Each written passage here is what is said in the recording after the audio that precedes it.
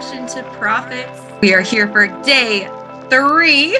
This is going to be so much fun. So when you hop on, say hello, sign up that you are here, and let me know, what did you think of the homework? Did you do the homework? All the things so that we can get this day cracking.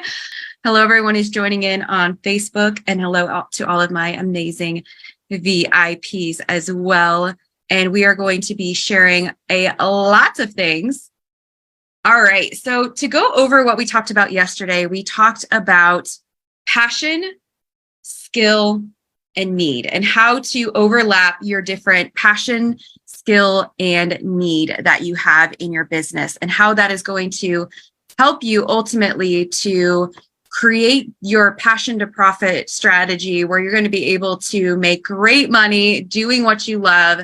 So if you guys know what the passion, skill, and need is, please do drop it in the comments so that we can see all of that and we can share that with you as well. Would love to see that from you. Today we're going to talk about your powerful strategy for social media branding. So now that we have an idea of what our passion is, our skill, and we talked about how to your brand from being an idea and a concept into being an archetype, a brand type. So now we're going to talk about your powerful strategy on how to get your social media out there. Number 1 is to know your followers, which we're going to go deeper into today. Be consistent. We talked about the importance of that yesterday, how being consistent is one of the number 1 strategies to put your plan in place, to start building that beautiful muscle, and to start really moving your brand ahead and getting those beautiful sales in place that you desire. Using hashtags correctly is another one. Planning ahead, knowing what your strategy is and knowing where are you going, right? This is something I work with my private clients all the time. Like, what is the end goal? What is the strategy? Where are you going? Because otherwise what we end up doing is just throwing spaghetti against the wall, throwing random stuff out there, hoping that something sticks. So when we are talking about turning our passion into beautiful profits, we want to make sure that we know what the end game is so that we actually have a strategy on how to get there.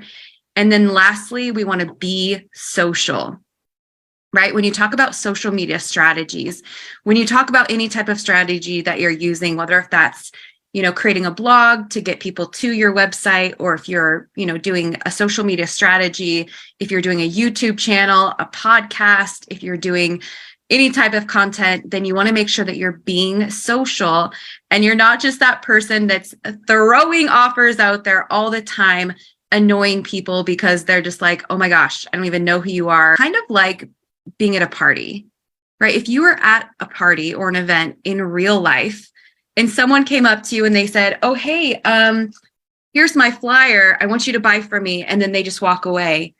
You'd probably be looking around going, who was that? What was that even? Like, I don't even know who that was or what they wanted from me. They just threw their offer at me and they walked away. Yet so often we're doing that in the social media space, right? We are throwing our offers out there. People don't know us. They don't know, like, and trust us yet. And we're just throwing offers out there, wondering why nobody's buying. And with all the information that's falling in our laps and all the advertising that we're getting these days, it's not uncommon for people to just scroll on by if they don't know you or if you don't know them well enough. Our next pillar, which is your number 1 powerful strategy to turn your passion into actual profits, is going to be to know your ideal client. So what is your ideal client looking for? First and foremost, again, like we talked about yesterday, you don't want to be just throwing stuff out there randomly, talking about your favorite places to eat one day. Maybe you're talking about your dog the next day, or you're talking about, all these different things, because you're going to confuse people. They're going to bounce straight off of your site, and they're most likely not going to follow you and know what it is that you offer. So what is it that your client is looking for? Is it more important for them to save money, or is it to get the best results? When I talk about this, we often share about different types of brands, right? There's the type of clientele that's going to go to Walmart to save money. They're looking for the best deal. They're looking for the cheapest product. They just want to be in, they want to be out, they want to find the deals, and they want to go. But if you want to get the best results, you may not be going to Walmart to buy their $5 fast fashion t-shirt to get the best deal. If you're looking for quality and status, right? This is going to be the people who are going to Nordstrom's, they're going to Macy's, they're going to Saks Fifth Avenue. So know that your client is going to have a very distinct thing that they are looking for from you. And are you going to market yourself as the affordable, fast, cheap McDonald's fast food, or are you going to be the 5-star Michelin restaurant where they're sitting down, getting the best result and the best experience? Or are you somewhere in between, right? Are you the Best Buy? Are you the Radio Shack, which I don't even know if those exist anymore, but where is your market and what is your client looking for from you? Another thing to consider is, are they looking for a long-term relationship or quick service, right? This is something that I often call the white glove service. You have your white glove relationship. Like, I don't know how many of you guys do this with like your car insurance or your home insurance, but there's the white glove service where when you're in the middle of a parking lot in Seattle and your catalytic converter gets stolen off your car, like what happened to me last weekend, you want to have a white glove person that when you need insurance, you want them to be there. I want to make the phone call. I want that person to be on the other line. They know me. We have a relationship. Or you may have the auto policies that are more of like your Progressive, your Geico's, where you go online, you save money. It's a quick relationship. You don't have that relationship, right? So your clients are going to be the same way. Do they want a quick one and done, or do they want that long-term beautiful relationship like most of my clients have with me? I have clients that have been working with me. We've been building their businesses out since day one of their companies. We have long-term relationships. Another thing to consider is your client, are they tech savvy or do they fear technology? This is really important to know because you can build out different products and services based on those. I actually did a masterclass and had a product based on social media branding and marketing for people who are not tech savvy, right? We also have a social media agency where we offer done for you social media services. And that was out of the need of, some of my clients are building their beautiful brands. They're doing their marketing. They're doing their sales, and they're tech savvy. So they're willing to invest the time. They're willing to do the stories. They're willing to do the social media content. And then I also have clients that are not tech savvy. And they're like, I just want social media done for me. I want to pay a flat fee each month. I want you guys to just create the content, highlight my services, and that's done. So we've been able to really differentiate our tech savvy people from our non-tech savvy people and what they want and what they desire. And once you know your ideal client is once they're defined, you can build your branding in a way that is no longer a guessing game. And this is how you're going to create those raving fans and create brand loyalty. Because if people know what to expect from you, then they are going to be loyal and they're going to keep coming back for more and more and more, even if they are the type of clients who are watching you. And maybe they're not commenting on your stuff. Maybe they're not even interacting in your posts or in your content, but all of a sudden they will come out of nowhere and say, I know I've wanted to work with you for a while. I know I've wanted to buy your products and services, but I'm here. I'm ready. I'm a raving fan. They're going to sell for you. They're going to create other raving fans into your company. And this is how you turn your beautiful passion into wild profits. So the next powerful strategy is number 2. What are the pain points and problems that you solve for your clients? What do you solve for? People most likely are not coming to you because their life is perfect, right? They're looking for a solution. And the solution is what they're willing to open up their wallets for and exchange an energy, a money, right? Exchange money to buy your product or service. And just know that if you are finding yourself resistant in charging money for what you do, or you're finding yourself resistant in sales, this is another thing you must look at, right? Like, why are you feeling resistant? Is there a false belief that money is the root of all evil, or that you're going to be greedy, or that you're going to look needy, or that you're going to be pushy if you try and sell. And just know that once you identify that piece, that false belief, and this is a whole other topic for another day, which we could absolutely dig deeper into together, just know that when you exchange your false belief for a powerful reason why, because if you're going to use the money to go out there and do destructive things to yourself, to the world, spend our money on. But if you know you're going to take this cash and you're going to build a better lifestyle for yourself, to create a life of freedom, to create a life where you get to give back, right? We've been able to give back more in my company than we have since 2020. When, all of the recession started to happen, we've been able to give back more in my company than I've ever been able to give in my life. And that feels really good. When I was over in Hawaii, I got to give to a really awesome nonprofit. We've been able to do fundraisers where we've raised over $6,000 for people that are providing hope for alcoholics and their families. And, we've been able to do a lot of really cool things. So when you know how to sell, when you come to terms with, hey, I can charge money, the next thing we want to look at is, what is that the thing that my clients have existing? What are my clients requiring from me? And you want to be upfront in letting them know that your business will change their life, right? This could sound a little extreme for someone if you're selling like t-shirts, right? Well, how is your product going to change their life? How are they now going to become a part of or become involved in your brand, your product, and what you stand for, right? Because when people really do, they want to be a part of something. They want to be a part of a community. They want to be a part of a belief. They want to be a part of a vibe. Brands that have thriving followings, like Harley Davidson.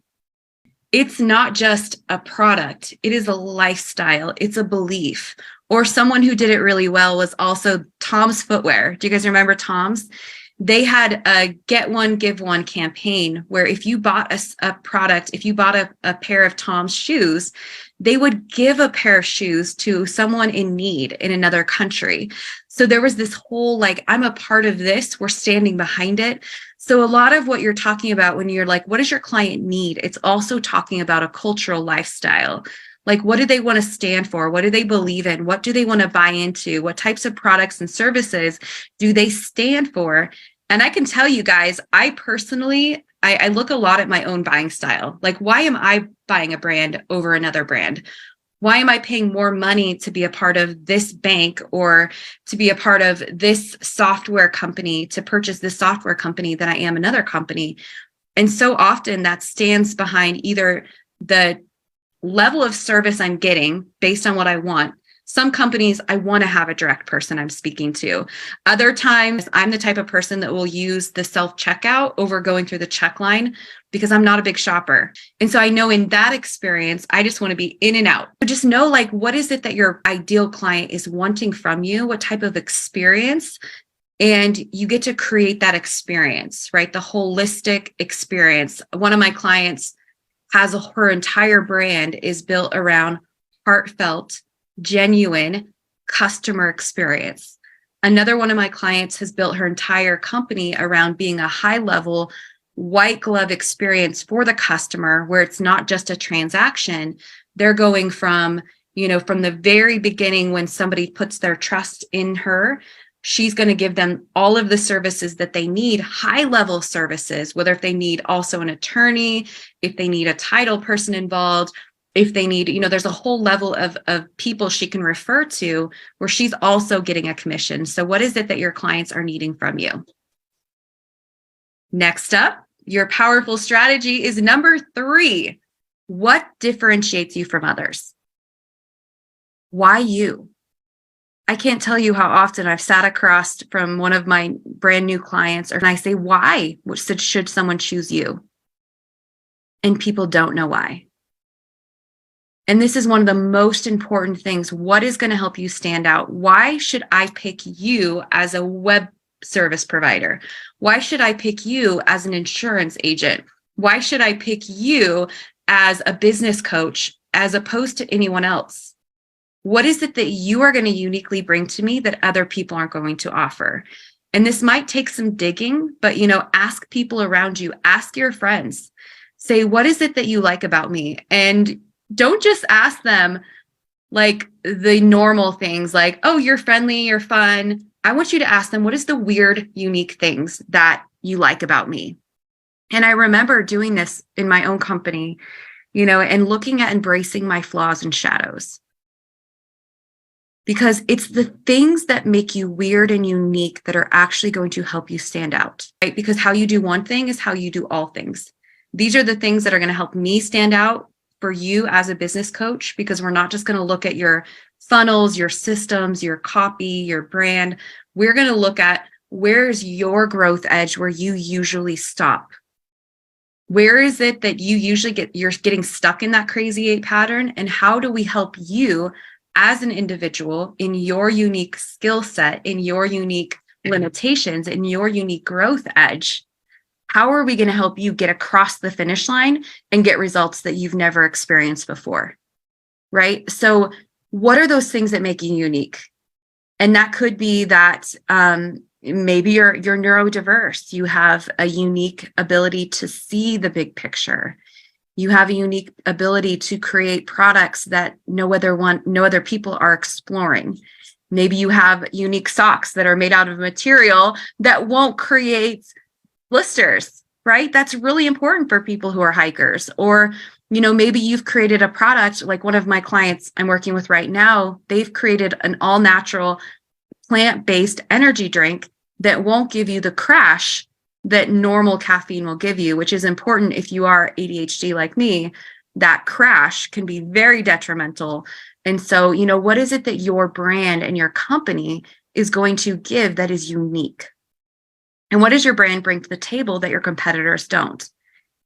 And most importantly, are you, and this is not a thing to look at and beat yourself up over or to shame yourself over, but are you clearly communicating this to your audience?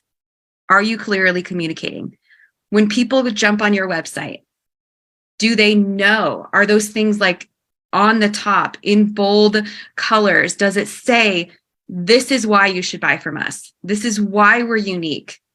Because with all the different companies out there and all the information we're seeing all the time, you want to make sure that people boldly know. And this could even be something where you're branding yourself as the what? As the witchy real estate agent. What is your unique brand? Do you provide a heartfelt, heart-centered customer experience for your clients? Are you crafting and innovating a new way to approach lifestyle? Are you a plant-based energy drink? What is your unique thing? And are you clearly communicating this? And this is one of the biggest things that I see the gap in. People are like, how do I translate what I'm doing in the real world? How do I actually show that? And it comes down to when I was working with a journalist on some products I was putting out about a year ago. I was working with a journalist, maybe it's been 2 years, but he emphasized this point of say dog, show dog, right? They use this in the journalist industry. So if you're doing a news story or if you are a sportscaster, it's say dog, show dog. You want to say it, but you want to show it. You want to say it, and then you want to show it, because you can be the best product or service out there. But if you're not showing what we call social proof, if you're not sharing the testimonials, if you're not showing people this is the result you can get, then it's going to land on deaf ears. So how can you show that? The question is, number one, are you showing that? And if not, great. How can we moving forward? Because it's not about what you've been doing previously, right? You guys are here investing your time and your energy into this beautiful way of transforming your passion into profits. So how can you, moving forward, how can you display that and show people in a way that is clear what it is that helps you stand out? Number 4, this is so important, you guys, because people buy off of emotion and then justify with logic. How do you want your clients to feel? So often in the strategies and the algorithms and all of that, we forget that there's human people and human emotion behind our clients and customers. And so do you want them to be satisfied? Like, what do your most satisfied clients say about you? Your current clients, are your past clients happy?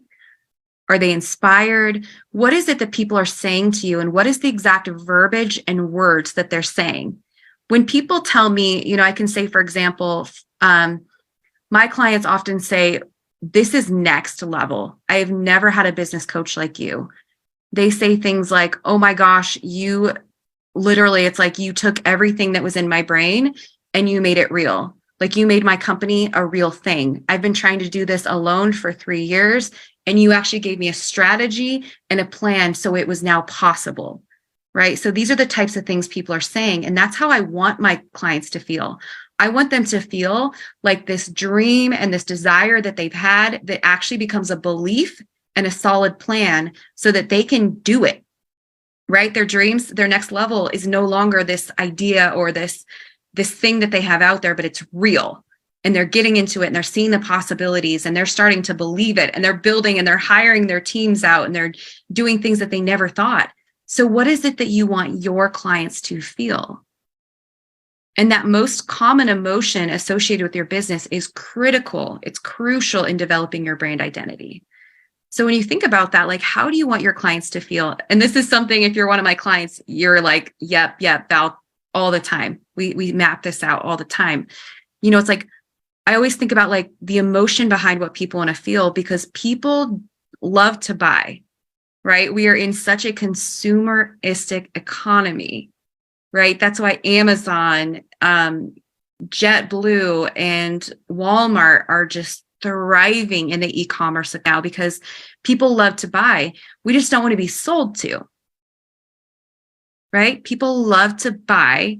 We just don't want to be sold to, because being sold to feels sleazy. It feels pressured. But when we love to be treated and we love to consume, we love to purchase, we love to treat ourselves, we love to move toward pleasure, we love to move away from pain.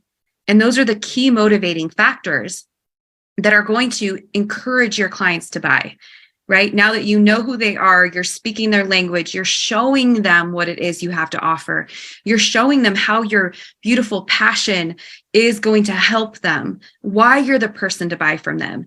Now it's either they want to move toward pleasure, they want to be a part of something, they want to buy into your beautiful product and service, they want to buy into your brand, they want to stand behind you, or they want to move away from pain. Right? So now that you know that, how do you want your clients to feel? What do you want them to feel when they interact with your brand? What do you want them to feel when they interact with your company? What do you want them to feel when they interact with you?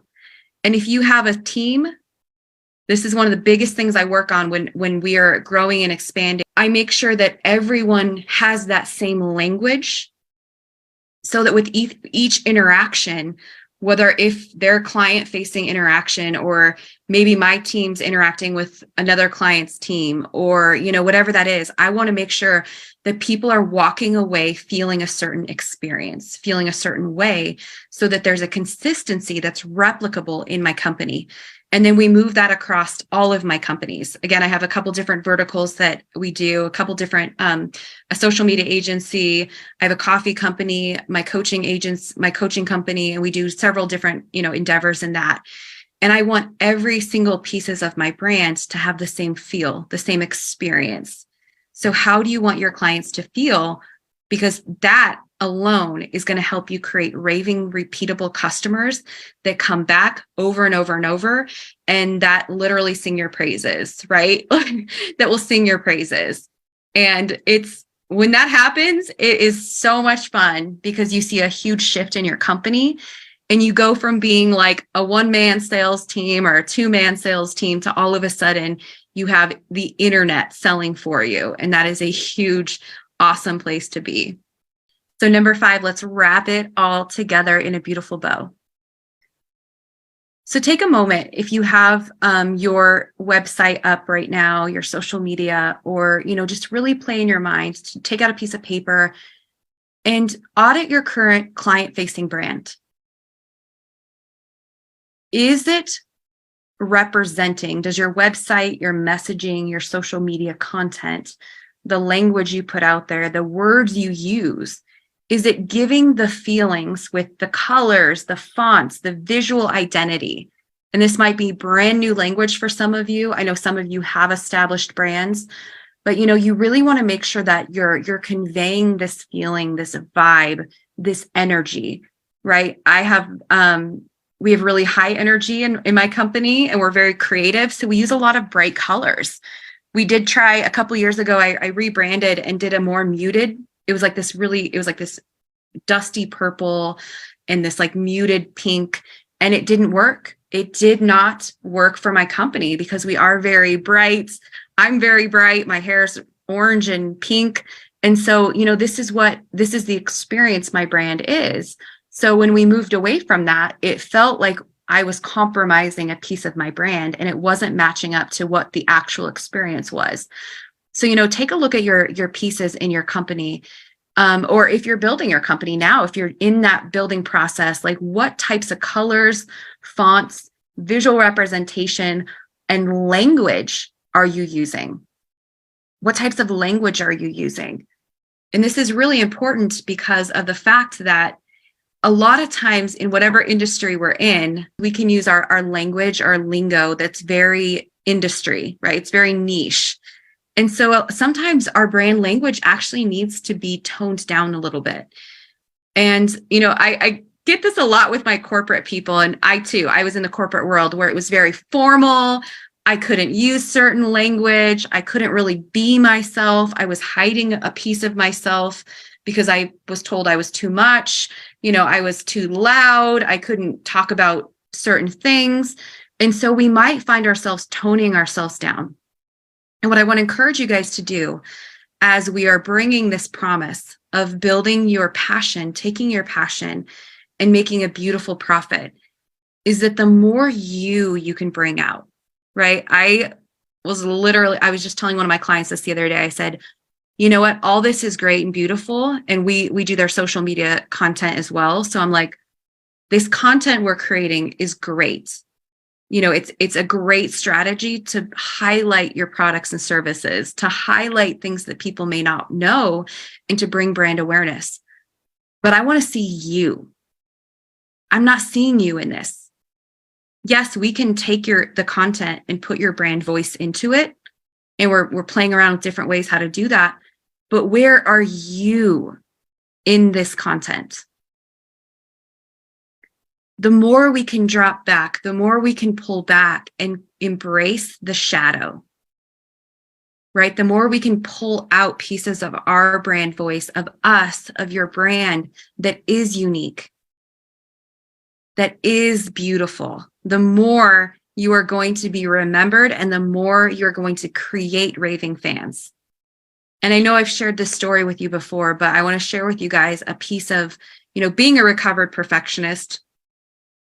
Okay, I'm working on it. I have high expectations of myself and I'm a perfectionist. But, I used to think that everything had to be beautiful and perfect, right? And that's why you guys will notice I allow the flaws today, right? I will allow switching back and forth. I will allow something that's spelt wrong to show up on my slides without freaking out. I will allow the tech things to happen without beating myself up. Because a part of my brand that I've dedicated is to be flawed and to be imperfect. Because I'm not that. I mean, I didn't want to show the world that I was flawed and imperfect, because I had this false belief deep down that if I was flawed or imperfect, then it meant I'm flawed and imperfect. Like if anything in my company was, if I made a mistake, I'm a mistake. And so something that I breathe and live and bring to the world is that the more authentic we can be in the world, in our brand, in our companies, the more authenticity we can bring. We don't want to do sloppy, right? We don't want to do sloppy and just throw stuff out there that's just gross and disgusting, but we want to show our human level. right? And I remember this one time I was doing a training that people had paid really good money to be on. And at the time I had this brand deal with an eyelash company in San Diego that they had sent me these eyelashes that were these magnetic eyelashes. And because I've always had issues with I can't wear eyelashes because the glue, they irritate my eyes and I start watering. And so they'd given me this glue that was like this magnet glue, and the eyelash in the middle of it, after I even had pitched the lashes, I put my affiliate link in the comments. Everyone knew I was flaunting these lashes. And in the middle of this training that people had paid, I don't know, a couple $100s to be a part of, the eyelash starts coming off. And so now it's like pointing out here in like this indirection, right? It's just obviously coming off. I'm trying to like blink and put it back on and all these things. And finally I just said, you know what, let's address the elephant in the room. I ripped my eyelashes off, put them on my laptop, and I just kept going. I can't tell you it's been 3 or 4 years since that happened. It was before 2020. So it's been about 3 years since that happened. People still come to me and they're like, oh my gosh, that time when you had that live and you just like ripped your eyelashes off and you just kept going, it was like, you're so freaking real. Like, that was so cool because you're just like me. Like, things happen and you make mistakes and all these things. And there was another time that I was in integrity. I had challenged my clients to do thank you guys so much. Thank you. I had challenged my clients to do I think it was like 30 days of lives. And so I was also, when I challenge my clients to do something, I get to do it too, right? Because I'm in integrity with my clients. And so I was doing 30 days of live. I remember I was so busy that day, like one of those days where the to-do list doesn't go away, right? And I remember I was cooking dinner and I was like, I better go live now because I'm not going to have an opportunity. So I literally set my phone up. I'm cooking. I'm like cutting vegetables, I'm cooking, and I have this giant knife that I'm like swinging around, and people still talk about that today. I remember I've had like 2 or 3 clients since then be like, I hired you because I remember that live in your kitchen and you're just so freaking real, right? And so how can you show that? My point in sharing this is we don't have to be perfect. Whatever that is, your passion doesn't have to be this beautifully outlined, incredibly perfect, figured out thing right now. You are a work in progress. So is your company. If you don't have a big audience yet, great. This is the best time to go live. This is the best time to start trying out, to test out some of these things we've been talking about. It's the best time to put an idea out there. We did our outline on day 1 and 2, where we talked about mapping out those different things and how you could creatively make money from your passion. Now is the best time to try it out. I'm so grateful when I look back at the lives that I was doing back in 2018 with my company. Thank God I didn't have a big audience because it was bad. It was bad. I used to do these pre-recorded things where everything had to be perfect. And then I would put it out there like edited version. And I couldn't show up the way that you see Val Nichols showing up today. There was not a perfect polished. I remember the first time I was put on stage in front of hundreds of people in 2018. It was like July or August of 2018. And I'm standing there like this, and I had this box, right? I had this box. I would give you the box. I would take it away. I'd put it over here. I'd put it over here. I'd put it back here. I'd take it back.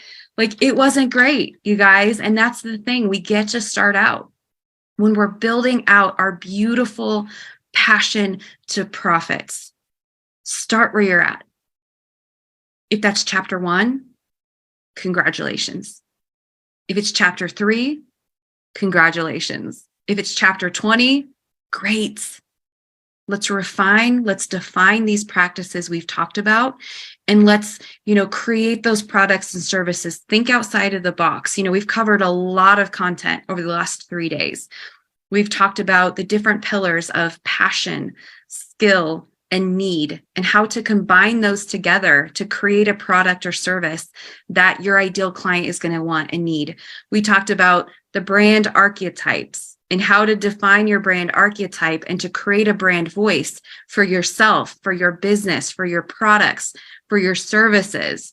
We talked about the 5 different strategies on how to discover who your ideal client is, how you stand out in the market, how to help differentiate yourself in the market, how to tie that all together so that you can be forward facing with your clients and share with them who it is, what you do, and why you are the best solution for them.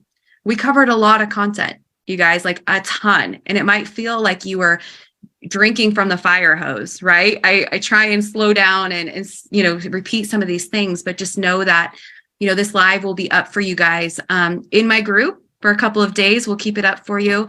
And then if you are VIP, of course, you are going to get all of the beautiful copies of it, as well as the workbook that we sent out yesterday to help you wrap all this up and tie it together. So I know that from here, we covered a lot of content. So you can take all this information and you can move forward with all of this, right? Some of you will say, this is amazing. This is great. We've got it. We're going to lock it forward. We're going to go for it. Some of you might be saying, I need more. Like, I want to go more into my branding. I want to go more into my actual social media content. Maybe you're the type that says, I don't want to do social media. I want someone to I want to pass it over. I want to give it to you. I want to just have you do it for me, Val. Great. Our agency could absolutely do that. We will actually, I didn't even talk to my team about this, but we could offer, 10% off. If you guys want to sign up, we'll provide you with 10% off done for you social media content creation. And we work with you to create your brand, your voice, highlight your all of your features, all of that. We can offer you guys that. And it's actually really affordable. That was my heart in creating our social media agency. So if you're interested in that, let me know. We'll post it here in the comments. And we're also going to open up strategy. So if you guys want to get on a strategy call with me, we can go deep into your branding, your voice, any of the things we talked about here. We can create a strategy session for you. We're 90 minutes. We're going to go through everything. I'll talk about the holistic of your company, your offers, if you need help defining and pricing your offers. We'll go through that as well. We'll go through your branding. We can go through a social media audit, a website audit, whatever you guys need, we've got it for you. We'll go deep into your company with you. So just know that we're going to post those in the group today. We'll post some, I'm not sure if Tamara's on here or not. I'm not sure. She didn't say anything. So if we'll get all that up for you guys. Just know that we're not going to leave you high and dry, but if you are set, if you are ready to go, if you're ready to rock this out, let's turn your passion into profits. I believe in you. You guys go back and watch the replays. If you have any questions, let us know. Reach out. We are available. You can message my team at info@valnichols.com. You'll get either this weekend, it'll either be Tamara or Madison. They'll get back to you and answer any questions you may have. And I hope that you guys enjoyed this amazing, incredible masterclass. I will probably be back on Monday just to wrap things up again and to celebrate the wins that we've had. We've already had some incredible results. People have been messaging me and letting me know what's going on in their company and what actions they've taken. And we've seen some beautiful, incredible results. So I want to say congratulations, you guys, for joining this beautiful, incredible Passion to Profits Masterclass. Let me know, what did you get from it? What are your takeaways? And what are you going to do to move forward? What is the powerful action you are going to take today, this week, in this brand new month, as we walk into May 1st? We'll be on Monday. And this is a brand new opportunity for you to take your wild passion and turn it into beautiful profits. I love you guys. Thank you for joining us. I'm going to hop on over to my VIP room now and see if we have any questions or if there's anything we can go deeper with.